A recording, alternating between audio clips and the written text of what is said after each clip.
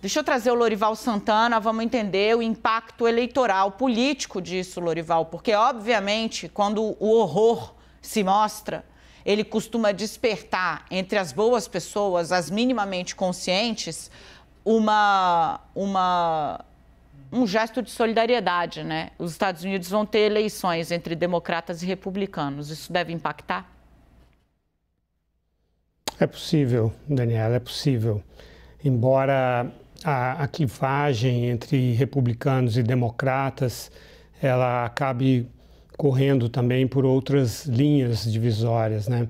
Essa pergunta, onde está Nancy Pelosi, você poderia trocar também por onde está Mike Pence. Foi perguntado isso pelos invasores do Capitólio, que tinham levado uma forca para executar o vice-presidente, que era um líder republicano, né? Então, não tem necessariamente ligação, embora os democratas sejam os principais alvos, com ser democrata ou republicano. Tem mais a ver com frustrar ou não o Donald Trump, né? É um grupo de pessoas, isso acontece também em outros países, incluindo o Brasil, que não tem capacidade de lidar com a frustração e reagem violentamente à frustração, por exemplo, de uma perda eleitoral, qualquer tipo de derrota.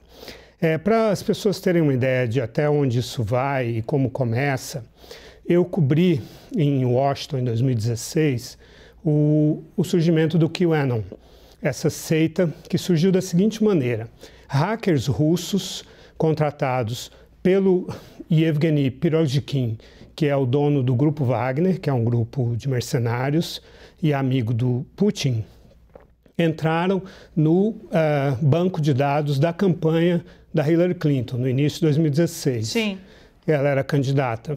E, entre outras coisas, encontraram mensagens em que o John Podesta, que era o coordenador da campanha, pedia cheese pizza. E isso foi interpretado como um código para child pornography. E assim surgiu, então, a ideia de que os democratas e a Hillary Clinton comandavam uma rede de escravidão sexual de crianças. E que esse lugar onde a pizza era encomendada, que era uma pizzaria em Washington chamada Comet Ping Pong, era o centro dessa pedofilia e que no subsolo da pizzaria havia crianças acorrentadas.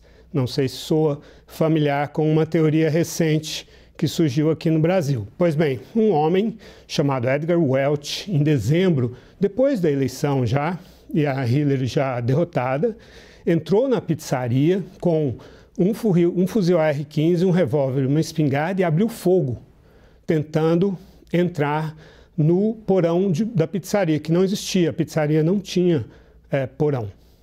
Então, é assim que essas coisas se desenvolvem. Essas teorias conspiratórias e esse discurso de ódio têm impactos diferentes dependendo do estado psicológico de cada pessoa.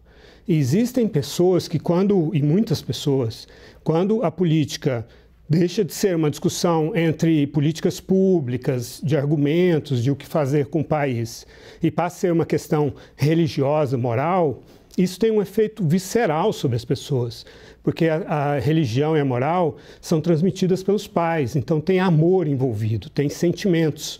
Então, se tem alguém que quer ensinar pornografia para as crianças, que quer transformar as crianças em homossexuais, que quer, enfim, dar uma educação para o seu filho que não é o que você quer, são tipos de histórias conspiratórias que mexem muito fundo com muitas pessoas.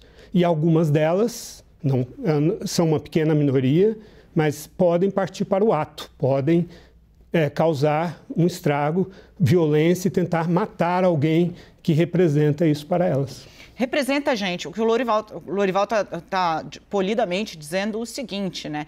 Deturpar a realidade do outro a ponto de deformar eventuais alvos, né?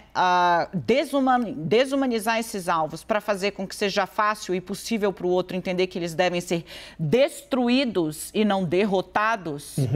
deve gerar alguma consequência para quem faz, porque o maluco que puxa o gatilho tem uma mão oculta por trás, que é a mão da mentira, a mão da disseminação deliberada de fake news. No caso dos Estados Unidos, a teoria é de que Hillary Clinton, né, teria uma rede de tráfico de crianças que está repercutindo até hoje. Eu vi ontem uma jornalista, que quando a gente fala aqui é porque qualquer um hoje que está na frente da câmera dizendo que o Biden tem crianças que ele mata para poder beber o sangue delas para se manter jovem. Esse é o nível de coisa que está sendo falado. É bizarro, é nojento. Tem gente que acredita e tem um maluco que um dia vai tentar entrar ali com uma arma na mão. Quem puxou o gatilho? Quem puxou o gatilho? Você que mente e que espalha mentira, você quer ser sócio disso? Não se associe a alguém que pode um dia dizer que está matando em nome da desinformação que você repassou. É o caso aqui no Brasil, sim, de muitos, né? O ódio na política, muito estimulado aqui com mentira sobre todos nós, né? Jornalistas que estamos aqui atuando, né? E sobre os políticos de lado a lado, porque tem mentira dos dois lados, já levaram a homicídios aqui no Brasil. Não seja a mão que puxa o gatilho do ódio de ninguém. Obrigada, Lorival.